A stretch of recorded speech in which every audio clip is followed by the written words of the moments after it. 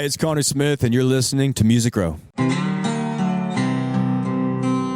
Welcome to Music Row, a backstage pass to your favorite country artists. Here's your host, Leek. What are your strengths? That's a really good question. I'm figuring that out. Not Broadway? Not Broadway. Connor, the new album, not Broadway material, yet to be written, which, as I understand, as you as a songwriter, could probably take you about half an hour to pump out. How many songs have you written this past, say, 18 months?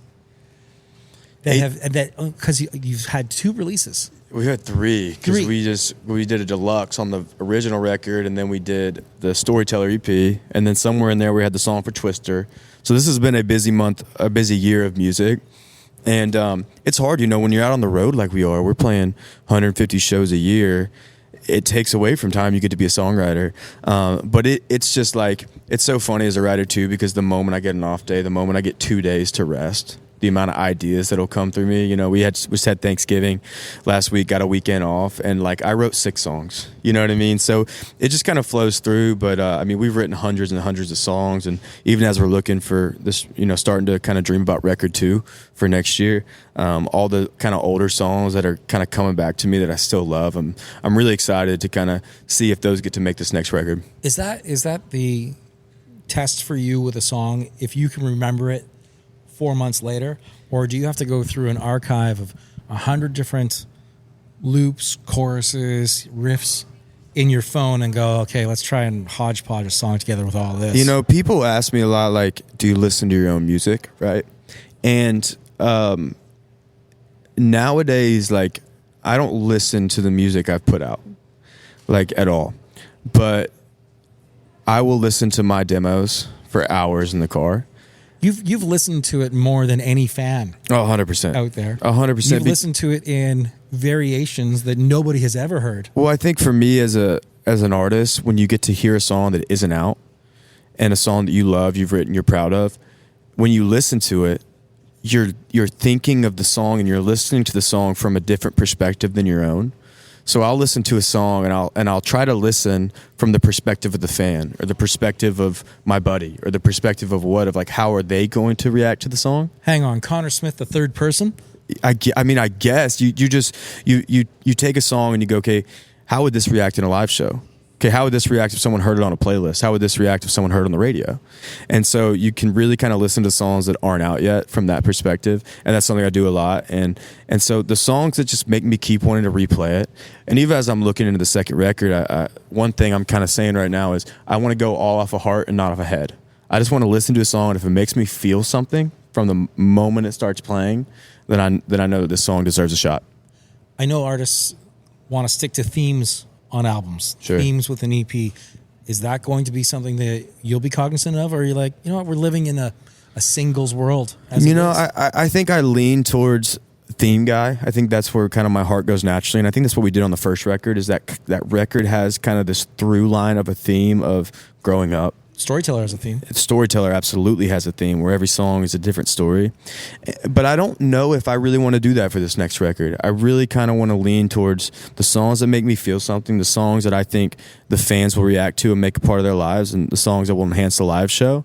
And if it fits into that theme, I think that's kind of my goal for this second record. Country music today is different than when you first heard country music. Dude, country music is different from when I first started putting out songs. It's crazy. It's been an hour and a half. It has already changed since crazy. We started this interview. Yeah, it's wild, the evolution of country music in the last year. I mean, this has been potentially the biggest year of country music ever. If you look at all of the cross-genre, the Post Malones, the Beyoncés, the way that Morgan Wallen is one of the top artists in the world from a country music genre. I mean, it's truly unbelievable, and to see the way it's grown. I mean, even in Canada, country music is the number 1 listened to playlist on Apple Music Canada. So with that, does that come into play when you're writing a song? Do you say, man, is this what people want today, given what you just listed off, from Post Malone, Beyonce, even bringing Jelly Roll? It's different than what was out 6 years ago. Are you looking at, okay, we can expand the genre, or do you stay in your lane of, as you want to write country songs? I think you have to battle with that. I think that there's a line. And I think as a songwriter, to be the best version of myself as an artist, I have to fight that inner voice that is worried about, and this might be contradictory to what I said about the demos, but worried about how are other people going to respond. How is this revolutionary? Is this for, all of country music? Where I think the artists that I love, I respect, I look up to, they're artists that they write from such a pure and honest perspective from them, and then from there people really relate to that emotion. I think about Eric Church, for example. When Eric Church came out, he kind of talks about how country radio was like for soccer moms in the car. And then Eric Church comes out, and it's kind of this rock, badass sort of, outsider, bad boy sort of country music rock thing. And it completely turned the genre upside down because it was so different than what was happening. And I think as an artist, you kind of have to figure out, how can I do what's different? How can I carve my own lane? How can I be my own artist inside of a genre? Because at the same time, music has exploded. There's 100 different country artists every day coming out. Well, you would know. They're in your neighborhood. Exactly. And I mean, you go on tying up all those hotel rooms. You go on TikTok or whatever, it's like you see 10 new artists every day. And so as an artist, you just kind of got to stick to what you do best, what is the most natural to you, what's the most honest to you, and see if people relate to that. Growing up in Tennessee, you've got challenges if you want to be a football player. You have challenges if you want to be a baseball player. And there's absolutely challenges if you want to be a singer-songwriter. When you kind of made it official that you're going to go singer-songwriter, what do you think, what was some of maybe the pushback from friends, family, people that are in the music industry that you know? Well, I think anytime you chase after a dream, same way, you're sitting here, if it was easy, everybody would do it. If it was easy to be a country artist and make a name for yourself in Nashville, everybody would do it. Or to be a football player or a baseball player, you have to work really hard. You have to train really hard, and you have to hope for a little good luck. I think the difference for me growing up in Nashville was that it wasn't some crazy unattainable dream. You think about, just in comparison, a kid from Canada, and I think the world's gotten smaller with the internet, but think about a kid from Canada going like, I want to wind up on country radio one day or have a song written that winds up on country radio. That seems like a million miles away. But when you're in Nashville, your next door neighbor's a songwriter. My teacher's husband's a songwriter. My first girlfriend's dad's a hit songwriter. And so you're around it and it feels tangible. So for me, I got a publishing deal at 16, got a record deal at 18. And I said I wanted to be a songwriter since I was 7 years old. And it wasn't ever a thing that was like weird, different, or like outside of the box, because it was just an option. It was on the list of careers you could choose growing up in Nashville. And I think from that perspective, with also having, relative success at an early age, it was one of those things that was just kind of, it was who I was. It was what I was going to do. And everybody kind of knew that. It's kind of like if you want to learn Italian really fast, don't go to Boise, Idaho. Yeah, for sure. Like, there's probably a better spot called Italy to help you out. Well, and Nashville has that. And people ask me a lot, at shows or at meet and greets, like, hey, I want to be a songwriter. I want to work in the music industry. Like, what advice do you have? And the best piece of advice I could give anyone is move to Nashville. If you move to Nashville, you're going to be around it. You're going to meet songwriters at the bar. You're going to meet songwriters at church. You're going to be around people, and then you're going to get co-writes, and then you're going to be writing with other people, and then those other people will make you better as a songwriter because you get to watch them work, and it's also a very blue collar job, man. The second you get off the plane in Nashville, there's a stage. There are not there's other 10 cities, of them. But there's a stage actually in the airport right there, and there's not many other cities who wave the flag of this is what we're doing as well as Nashville does in the music scene. It's the identity of the town, and Nashville has blown up over the last few years, but the identity and the heart behind Nashville is it's a place for dreamers. It's a place that people can come, and it has that southern roots feel, but it's also a place that you can reach the world from Nashville. And so we're really proud of that, and we spent the last 100 years making Nashville the home for that. And so as a kid from there, I'm really proud of that. And go to a place like the Grand Ole Opry or, the Broadway downtown, or you leave the Nashville airport and you got 10 stages on the walk to get baggage claim, because it is a town for dreamers. When you made the decision yourself, what was that turning point where you're like, you know what, I'm going to give this a go? For my story is different because there was never that moment. I mean, I wrote my first song at 6 years old after going to the Grand Ole Opry. I wrote my second song at 6 years old, and it never stopped. Every day I'd get home from school, I would write songs until baseball practice.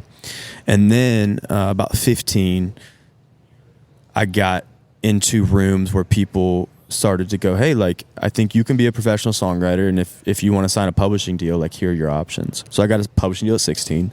And so I was in high school, full-time student, starting on the baseball team, but in the middle of those two things, I would go downtown at 12 o'clock, and I would go write songs. You'd go to work. I would go to work. And so for me, it was never that, like, moment where it was like, all right, I'm going to throw everything away and go chase this dream, pack up everything I own into a truck and go bet on myself. It was kind of a gradual thing. By the time that my buddies were picking out their colleges, I knew what I was doing, and I was going to stay in Nashville to pursue it. Do you remember the first real performance, you plugging in the gear? Yeah, there's a place called, it's changed its name, it's called Fox and Lock now, and it's in this tiny little town called Leaper's Fork, okay? Sounds like a pub. An Irish pub already. It is very similar. It's a southern version of that. And at the time, it was called Puckett's, and it was half grocery store, half performing. And it's no bigger than, where we're sitting. It's a small little room, but it's like it was an old country grocery store. How old were you? 7.